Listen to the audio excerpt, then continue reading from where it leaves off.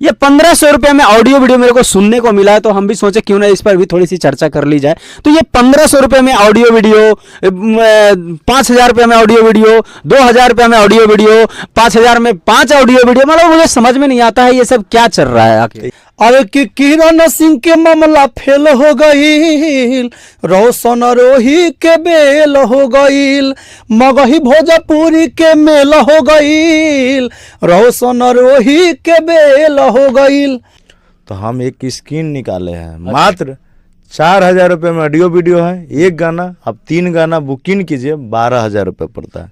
उस पर आपको 5 ऑडियो वीडियो अलग से फ्री करके दिया जाएगा, माने टोटली 8 ऑडियो वीडियो 12000 रुपये में गाना है एक कि कान्हा पकावल लेके आइल बानी जल, हमारा समस्या के कोदी न हल, कि राउर बनल चाहतानी सगवा बाबा, तो कैसे चाहई जलया गवा बाबा, हमारा तवे फोन राउर ना गवा बाबा।